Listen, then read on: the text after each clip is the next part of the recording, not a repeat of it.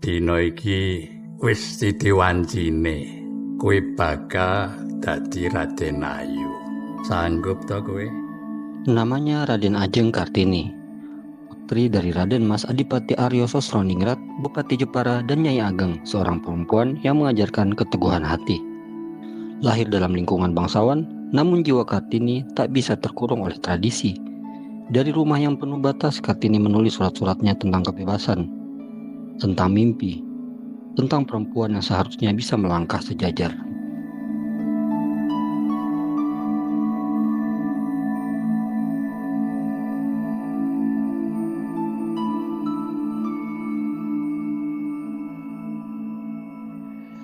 Halo Sokerism, selamat Hari Kartini, hari spesial seluruh perempuan di Indonesia. Dan ini adalah episode khusus yang bercerita tentang para perempuan inspiratif.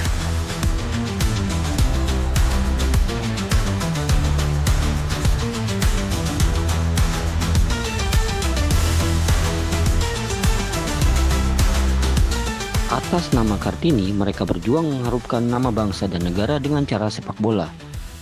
Dan untuk merayakan semangat Kartini, Sokerism telah merangkum 5 tokoh sepak bola wanita inspiratif yang berada di belakang layar. Mereka tidak mengolah si kulit bundar di atas lapangan hijau.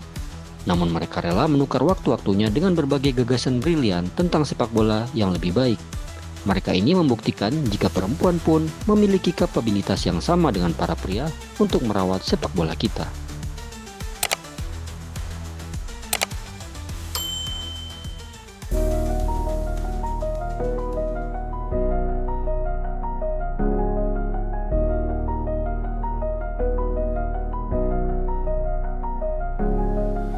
Vivin Cahyani Sungkono merupakan exco PSSI yang lahir pada 20 September 1973 di kota Surabaya. Satu-satunya exco PSSI yang merupakan seorang perempuan. Dan pantas mendapatkan highlight di video kali ini. Tak banyak yang mengetahui bila Vivin Cahyani pada awal mulanya merupakan seorang atlet basket putri Indonesia sebelum berkutat dengan sepak bola. Vivin berasal dari keluarga sederhana. Ayahnya hanya seorang supir, sedangkan ibunya hanyalah seorang penjahit. Namun, semangat kedua orang tuanya yang pantang menyerah menantang kerasnya hidup menempanya menjadi seorang atlet berbakat. Akan tetapi, ia harus pensiun sebagai atlet di usia yang masih sangat muda, yaitu 23 tahun. Kemudian beralih menjadi guru honorer di sebuah sekolah di Surabaya. Tak lama kemudian, ia mendirikan SD Kasih Karunia untuk anak-anak berkebutuhan khusus. Namun jiwa olahragawan selalu hidup dalam raganya. Setelah berhenti menjadi guru, bersama seorang rekan ia mulai merintis usaha yang kembali berkaitan dengan bidang olahraga. Adalah V-Sport yang bergerak sebagai produsen dan distributor beberapa jenis sports flooring dan produk aksesoris seperti jaring, gawang, dan bola, serta berbagai atribut olahraga lainnya selain sepak bola tentunya. Tahun 2019 adalah awal mula ia masuk ke dalam jajaran exco PSSI yang saat itu dipimpin Muhammad Iriawan alias Iwan Bule. Dan hingga kini, ia masih menjadi yang terpilih dalam jajaran exco di era Erick Thohir dan menjadi bagian yang mendorong terbentuknya ekosistem sepak bola wanita di Indonesia.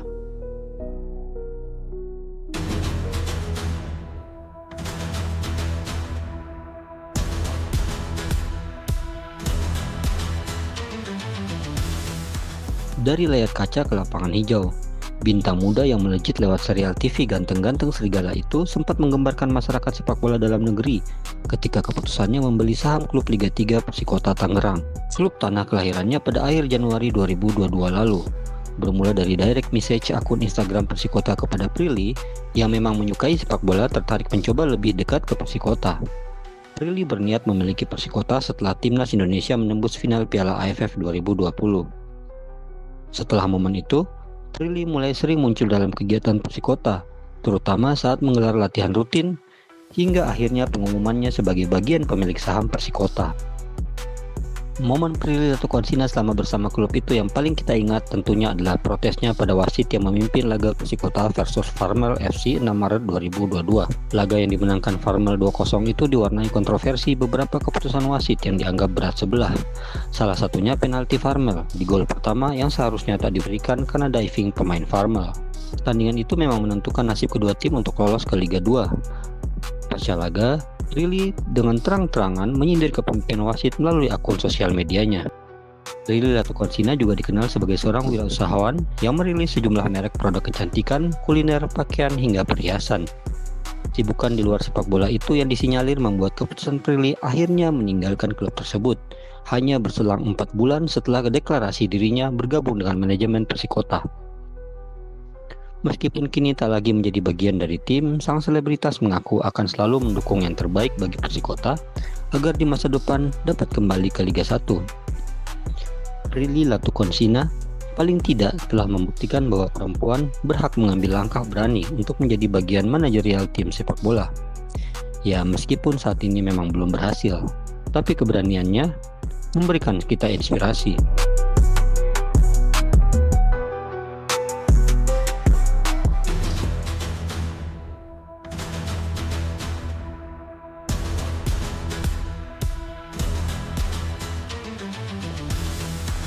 Esti Puji Lestari, perempuan asal Sukabumi yang memilih berjalan di jalur yang tak banyak ditempuh kaumnya.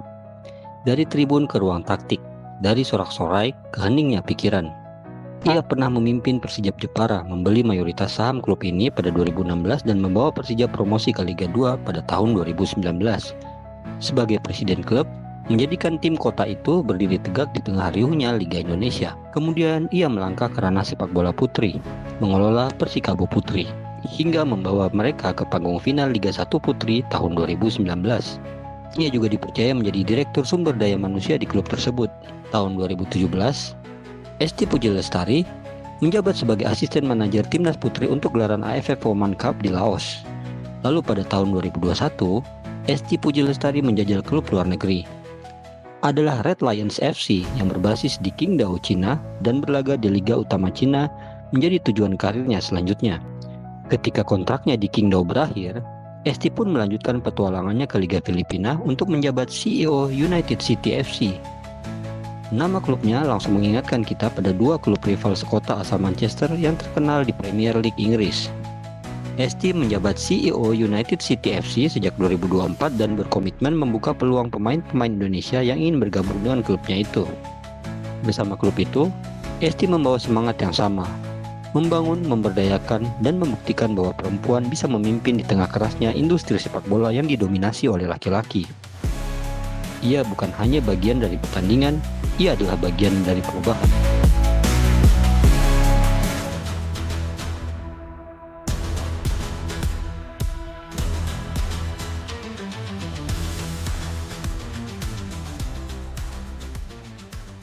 PSIM Yogyakarta akhirnya menuntaskan mimpi untuk promosi ke Liga 1 musim depan setelah meraih gelar juara Liga 2 musim 2024-2025. Di tengah gegap gempita supporter Laskar Mataram, ada satu nama yang sayup-sayup terdengar dielu-elukan. Nama itu adalah Liana Tasno, sang direktur utama klub, perempuan pertama yang menjabat posisi strategis di klub terbesar di kota pelajar itu. Liana tak sanggup menahan tangis haru dari tribun ketika peluit panjang wasit dibunyikan sebagai sirene pengantar sang juara Liga 2 itu menuju kasta tertinggi sepak bola Indonesia. Sang Kartini lulusan Universitas Tarumanegara bergelar magister yang berfokus pada pemasaran strategis ini sebelumnya menjabat sebagai manajer brand dan komunikasi di tubuh Persatuan Sepak Bola Seluruh Indonesia atau PSSI. Sejak 2023, ia dipercaya sebagai PLT Dirut hingga akhirnya menjadi Dirut. Menurut saya berhadapan dengan laki-laki di pekerjaan ini tak menjadi kendala. Yang menjadi masalah utama adalah kemampuan bekerja. Punya kompetensi tidak dalam berpikir, dalam mengimplementasi strategi, menguasai administrasi, atau melakukan negosiasi. Yang penting adalah kemampuan kerjanya. Kalau ada kemampuan, perempuan juga pasti bisa.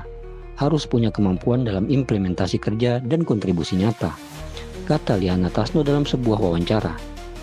Jelas, ada sebuah karisma, kecerdasan, dan juga semangat Kartini yang membara dalam kata-katanya.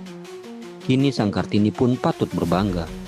Penantian 18 tahun tertahan di Liga 2, di bawah arahannya, klub kebanggaan kota Yogyakarta itu akhirnya promosi ke Liga Utama.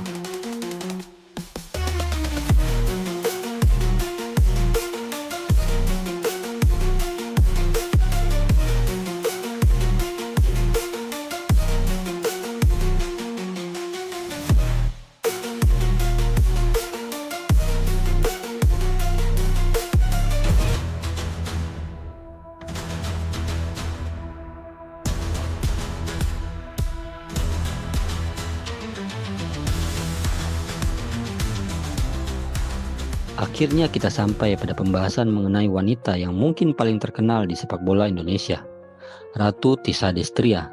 Lahir di Jakarta 30 Desember 1985. Ia merupakan lulusan Institut Teknologi Bandung di bidang matematika dan memulai karirnya di luar sepak bola.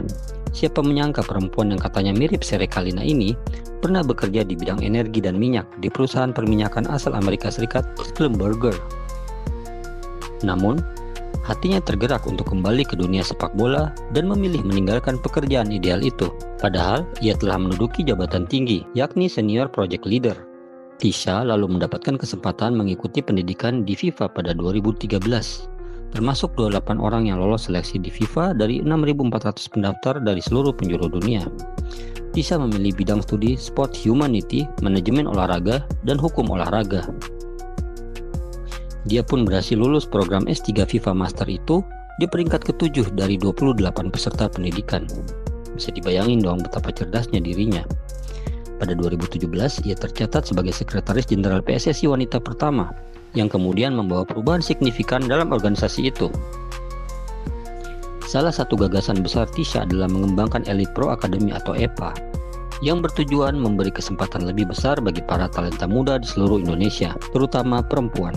Dan untuk berkembang di sepak bola, ia juga sangat mendorong kelahiran Liga 1 Wanita untuk memberi ruang lebih bagi para perempuan di Indonesia dan memberikan kesempatan pada mereka untuk bersaing secara setara. 1 tahun kemudian, ia terpilih sebagai Wakil Presiden AFF periode 2019-2023. Pada 2023, Ratu Tissa kembali berkiprah di tanah air sebagai Wakil Ketua Umum PSSI mendampingi Erick Thohir hingga saat video ini dibuat.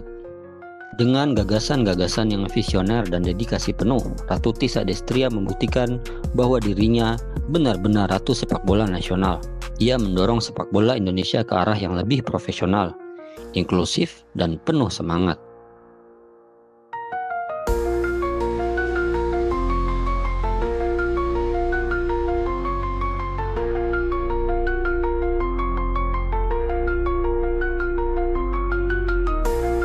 Kartini mungkin telah tak ada, tapi gagasan yang ia perjuangkan abadi hingga kini, di dalam ruang-ruang kelas, perkantoran, atau dimanapun, termasuk juga di sepak bola.